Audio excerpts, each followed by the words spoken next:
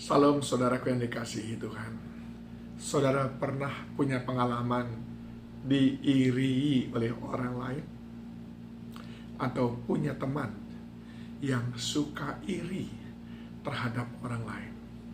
Nah, saudaraku, hal ini sesuatu yang sangat serius. Mari kita lihat dulu firman Tuhan yang berbicara tentang orang yang iri hati. Ada dua kisah. Yang pertama 1 Samuel 18 ayat 7 sampai dengan 9. Dan perempuan yang menari-nari itu menyanyi berbalas-balasan, katanya, Saul mengalahkan beribu-ribu musuh, tetapi Daud berlaksa-laksa. Lalu bangkitlah amarah Saul dengan sangat, dan perkataan itu menyebalkan hatinya, sebab pikirnya kepada Daud diperhitungkan mereka berlaksa-laksa, tetapi kepadaku diperhitungkannya beribu-ribu. Akhirnya jabatan raja itu pun jatuh kepadanya. Sejak hari itu maka Saul selalu mendengki Daud. Yang kedua, hal yang agak mirip terjadi jauh sebelumnya, yaitu pada keturunan pertama dari Adam dan Hawa. Terjadi pada Kain dan Habil, saudaraku, di mana Kain iri kepada adiknya Habil yang persembahannya diterima oleh Tuhan. Maka dia marah dan ingin membunuh Habil. Kejadian 4 ayat 6 sampai 7. Firman Tuhan kepada Kain, mengapa hatimu panas dan mukamu muram? Apakah mukamu tidak akan berseri jika engkau berbuat baik? Tetapi jika engkau tidak berbuat baik, dosa sudah mengintip di depan pintu.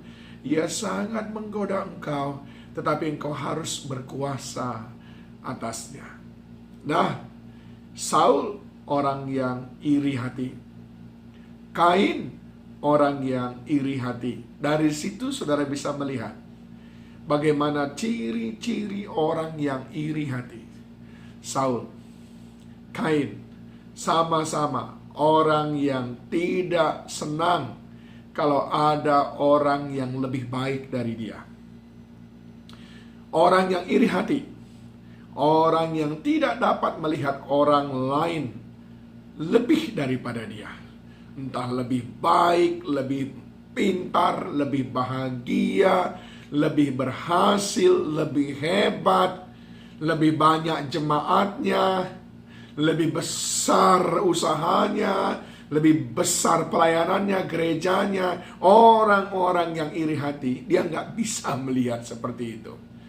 Sehingga ketika dia melihat seperti itu, langsung ada dalam hatinya ingin memusuhi orang itu. Setiap kali ada orang yang lebih baik dari dia, dia nggak happy melihat orang itu.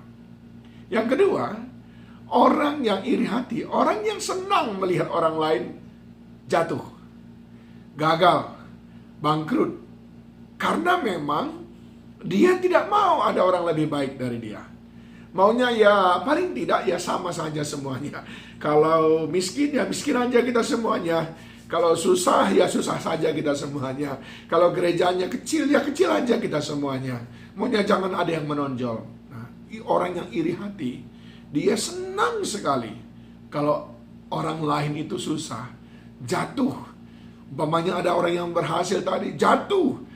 Susah, senang sekali dia melihat orang yang susah seperti itu. Dan yang ketiga, orang yang iri hati itu orang yang tidak bahagia, saudaraku. Sebab dia selalu menakut-nakuti dirinya sendiri. Seperti tadi Saul, dia berkata, jangan-jangan sebentar lagi kursi kerajaan, kursi tahta singgasana sebagai raja akan diambilnya. Dia selalu mereka-rekakan yang jahat. Jangan-jangan, jangan-jangan. Ada orang yang membeli mobil baru di sebelah rumahnya. Dia udah mulai berpikir, jangan-jangan itu uang korupsi. Jangan-jangan itu hanya pinjaman. Dia mikir seperti itu. Orang yang di sebelahnya tidur nyenyak, saudaraku. Itu orang yang iri hati. Dan orang yang iri hati yang keempat, itu orang yang nekatan, saudara. Nekat, sama seperti Kain. Nekat membunuh adiknya, kehilangan akal sehat. Orang yang iri hati suka kehilangan akal sehat. Ya, saudara mengundang dia umpamanya untuk datang. Karena ada iri hati dalam hatinya, dia nekat nggak datang, saudaraku. Karena apa? Karena dia ingin menunjukkan Aku nggak happy dengan kamu. Ada orang yang lebih daripada dia nekat, saudaraku, untuk berbuat sesuatu supaya orang itu tidak lebih baik dari dia. Nah, ini ciri-ciri. Dan orang yang iri hati cenderung berteman dengan orang-orang yang sama-sama iri hati.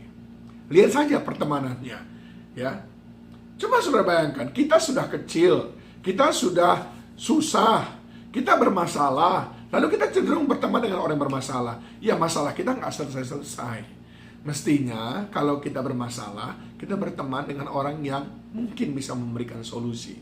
Kalau pelayanan kita kecil, bertemanlah dengan orang yang pelayanannya besar, karena mungkin di situ kita belajar.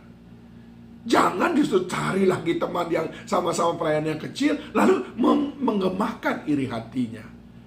Nggak bisa maju kita, saudaraku. Nah, bagaimana cara kita menjauhkan iri hati itu? Yang pertama, belajar bersyukur untuk apapun yang Tuhan percayakan kepada kita. Karena setiap orang, Tuhan sudah punya takaran.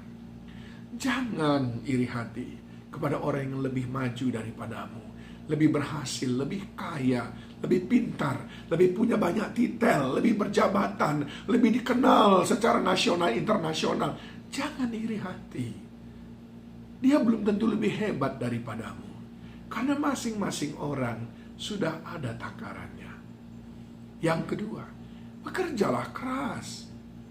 Bekerja dengan keras. Kalau ada engkau melihat orang yang berhasil, kerja keras. Rindukan supaya engkau seperti mereka. Bukan berhati keras, tapi bekerja keras.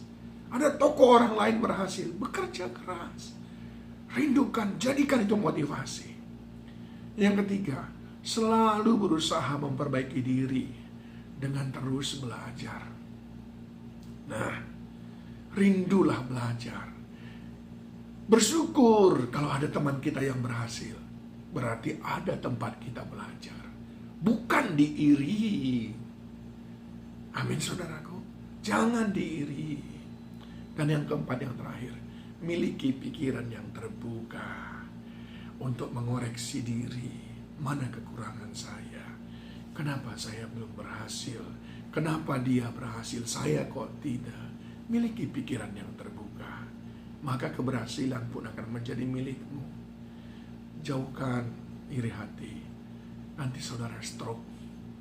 Karena tidak bahagia orang yang hidupnya penuh dengan iri hati. Saya mengasihi saudara, sama seperti Kristus mengasihi saudara. Mari, hiduplah dengan hati yang terus bersyukur, dengan bekerja keras, selalu berusaha memperbaiki diri dengan terus belajar, dan miliki pikiran yang terbuka. Tuhan Yesus menolong kita.